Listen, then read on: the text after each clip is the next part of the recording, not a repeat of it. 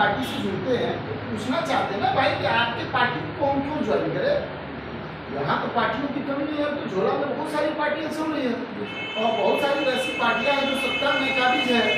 कोई जाति के नाम पर कब्जा किया है, कोई धर्म के नाम पर कब्जा किया है, कोई संप्रदाय के नाम पर कब्जा किया है, कोई हिंदू मुसलमान के नाम पर कब्जा किया है, कोई बैकवर्ड फॉरवर्ड के नाम पर कब्जा किया है। कब्जा तो सबका है और ऑलरेडी सत्ता में है। तो फिर आपकी जागरूक जनता पार्टी क्यों हम ज्वाइन करें, आखिर क्या फायदा होगा आपकी पार्टी को ज्वाइन करने से।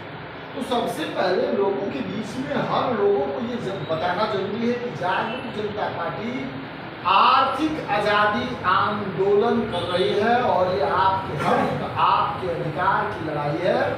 हर व्यक्ति को जो इस भारत का नागरिक है उसकी आर्थिक विकास करने के लिए, आर्थिक विकास में पैसा करना, आर्थिक विकास करने के लिए, उसकी शिक्षा को मजबूत करने के लिए, उसके संसाधन को मजबूत करने के लिए, स्वास्थ्य व्यवस्था को ठीक करने के लिए, मान सम्मान को बढ़ाने के लिए, कोई भेदभाव नहीं, कोई भेदभाव जाति धर्म का कोई भेदभाव, मान सम्मान बढ़ाने के लिए, न्याय और सुरक्षा की व्यवस्था करने के लिए ये आर्थिक आज़ादी आंदोलन जागरूक जनता पार्टी कर रही है, जिसके तहत इस सरकार के माध्यम से प्रत्येक माह प्रत्येक वोटरों को हर माह एक निश्चित आमदनी सुनिश्चित करा करके डायरेक्ट उसके खाते में दिलाने का जो ये संघर्ष है, इसी को कहते हैं आर्थिक आज़ादी आंदोलन।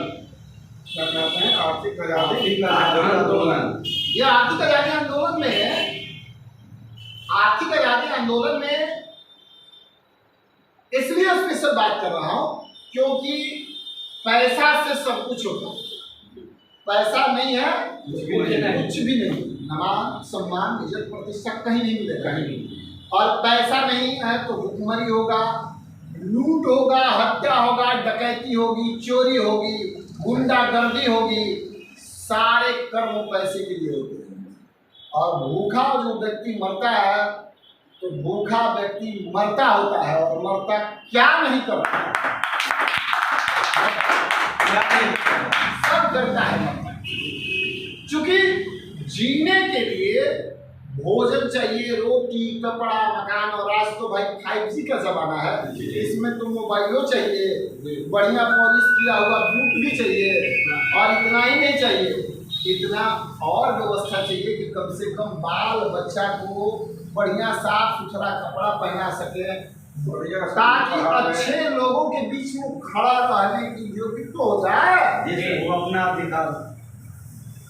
अब जब पैसा ही नहीं रहेगा तो आदमी जब भोजन नहीं करेगा तो कपड़ा तो बात की चीज हो गई। भूख जब लगेगी तो पहले क्या करेगा? भोजन करेगा। पहले भोजन जरूरी कि कपड़ा जरूरी? भोजन जरूरी। तो ये सारी व्यवस्था आर्थिक आज़ादी मिशन के तहत आता है। आर्थिक आज़ादी मिशन जब लागू होगा, वोटर पेंशन जब लागू होगा और प्रत्येक वोटर के घर में 8,000 रुपया प्रत्येक वोटर को, पति पत्नी है तो 8 दूनी 16,000 रुपया आ जाएगा, तो उसका क्या होगा? विकास शुरू हो जाएगा। और हर दिन में मजदूरी करेगा अगर पति पत्नी मिल करके, आप 500 रुपया कमाएगा तो 15,000 रुपया महीना वो होगा। तो क्या हुआ? 16, 15, 31।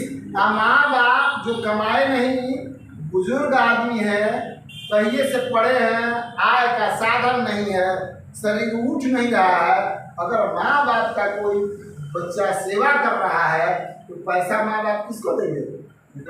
तो 16 दूनी 32 और 15 47,000। अब इतना पैसा जिस परिवार में एक निश्चित आमदनी के रूप में जब आना शुरू हो जाएगा तो उस परिवार का बच्चा भूखे नहीं सोएगा, उस परिवार का बच्चा बेरोजगार नहीं रहेगा, दवा के अभाव में मरेगा नहीं, लूट, हत्या, अपहरण, बलात्कार ये सारे समाप्त हो जाएंगे। कारण क्या है कि जैसे ही उसका नाम FIR में दर्ज होगा, उसकी सबसे पहले क्या होगा?